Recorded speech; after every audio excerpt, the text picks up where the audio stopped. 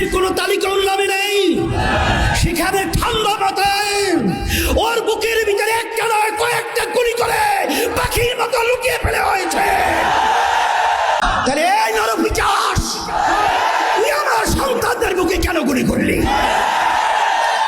আবু সাঈদের হাতে কোনো অস্ত্র নেই, ওর হাতে কোনো লাঠি নেই, ও একটা মেধাবী ছাত্র, ওর কোনো সন্ত্রাসীর কোনো তালিকা ওর নামে নেই।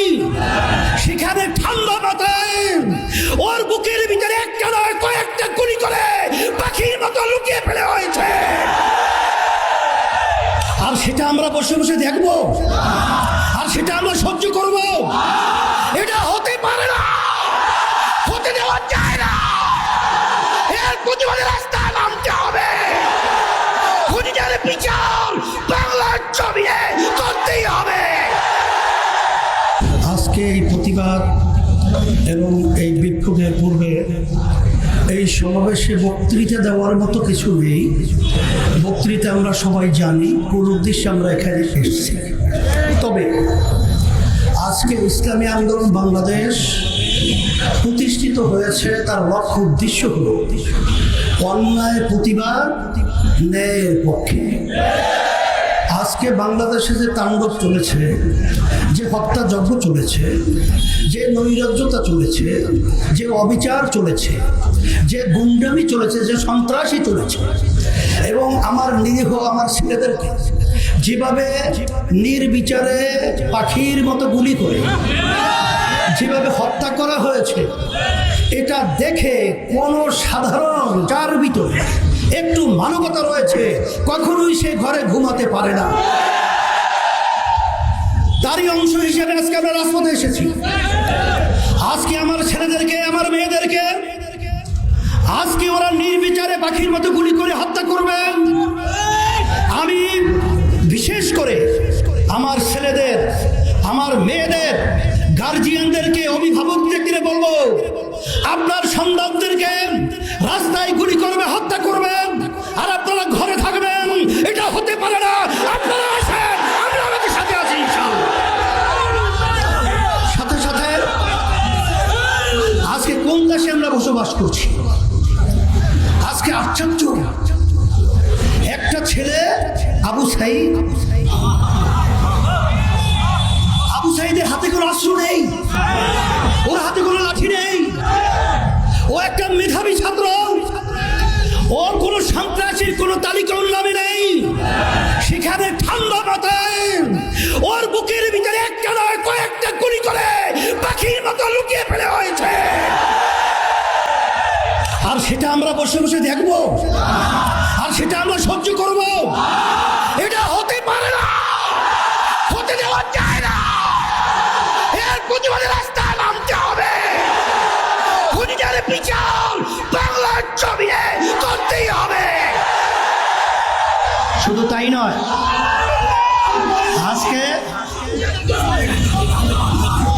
আওয়ামী লীগ স্বঘোষিত প্রধানমন্ত্রী, কারণ বাংলাদেশের জনগণের ভোটে তো সে প্রধানমন্ত্রী হয় নাই। আর এই সরকার তো বাংলাদেশের জনগণের ভোটে সরকার নির্বাচিত হয় নাই। আজকে তার থেকে সুন্দর মায়া কান্নার শব্দ শোনা যায়।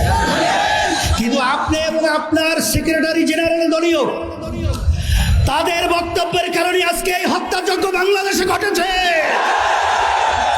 আপনারাই আপনাদের সন্ত্রাসীদেরকে উচকিয়ে দিয়ে আমার নিরীহ ছাত্রদের উপরে, ছাত্রীদের উপরে গুলি করে, রান্না চালিয়ে, তাণ্ডব চালিয়ে বাংলার ইতিহাসকে কলঙ্কিত করেছে। শুধু তাই নয়, বাংলাদেশের ইতিহাস আজ পর্যন্ত ইউনিভার্সিটি সহ শিক্ষাঙ্গন কোনো ক্যাম্পাস আজ পর্যন্ত কোনো সংবিধান নেই। সেখানে পুলিশ প্রশাসন তারা নির্বিচারে ছাত্রদেরকে, ছাত্রীদেরকে মারবে। বাংলাদেশ এখন বাংলাদেশ নেই, এদেশটা এখন সন্ত্রাসীদের দেশ হয়ে গেছে। এখন আমরা দেশের ভিতরে বসবাস করার মতো উপযোগী কোনো রাষ্ট্র বলতেই দেশে নেই। এখন আমরা কোথায় যাব? আজকে রাস্তায় নামলে, প্রতিবাদ করলে আজকে গুলি করা হয়, আজকে জেলে দেওয়া হয়, হানাহানি করা হয়। এখন আমাদের দেশ ছেড়ে আমরা ভারত যাব? আমরা কি ইউরোপ এবং বিভিন্ন অন্যান্য দেশে আমরা নাগরিক হব? না, আমরা এই দেশের মাটি জন্মগ্রহণ করেছি, আমরা এই দেশের সন্তান, আমরা এই দেশেই থাকব। সন্ত্রাসীদেরকে বাংলার জমিন থেকে উৎখাত করে ছাড়বো ইনশাআল্লাহ। এই জন্য আমি আজকে বক্তব্য বেশি লম্বা দেব না।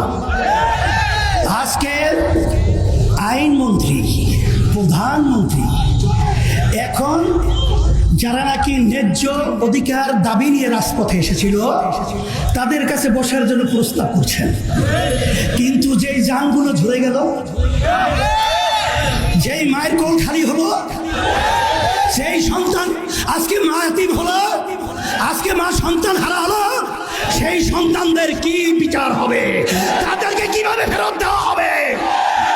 মা কোটা সংস্কার হবে, তাদের পক্ষে তো আমরা আগেও ছিলাম, কিন্তু আজকে আমার প্রশাসন ভাইদেরকে বলবো, কোন হৃদয়বান মানুষ যার একটু বিবেক রয়েছে সে তার গুলি নিয়ে তার সন্তানের বুকে গুলি করতে পারবে? তাহলে এই নরপিশাচ, তুই আমার সন্তানদের বুকে কেন গুলি করলি? তাহলে বুঝা গেল তোরা প্রশাসনের নামে কলঙ্ক। আর তোমরা প্রশাসন কি আওয়ামী লীগের লালিত পালিত ক্যাডার গুন্ডা, না বাংলাদেশের প্রজাতন্ত্রের কর্মচারী?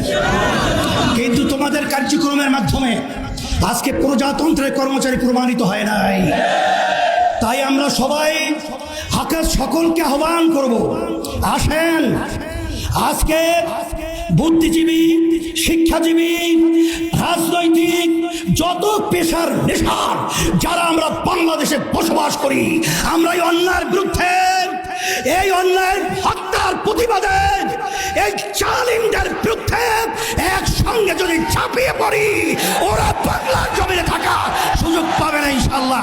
এই আহ্বান আমি সকলকে করছি, আসেন। আর বসে থাকলে আমাদের পায়ের নিচে মাটি থাকবে না, এদেশে আমাদের জানমাল ইজ্জতের নিরাপত্তা থাকবে না, আমাদের স্বাধীনতা থাকবে না। তাই আমাদের স্বাধীন দেশে আমাদের স্বাধীনতা নিশ্চয়তা করার জন্যই রাজপথে নামার জন্য সকলকে আহ্বান জানাচ্ছি। সাথে সাথে আগামী দিন আলহামদুলিল্লাহ আজকে সারা দেশে আমাদের জেলা, মহানগরে এর প্রতিবাদ বিক্ষোভ হচ্ছে। আগামী দিন জুমার পরে যারা নাকি আজকে ন্যায়ের পক্ষে জীবন দিয়েছে, অন্যায়ভাবে যাদেরকে হত্যা করা হয়েছে, তাদের রুহের মাগফিরাতের জন্য দোয়া হবে, এবং সাথে সাথে সকলকে নিয়ে বিক্ষোভ প্রতিবাদ মিছিল হবে।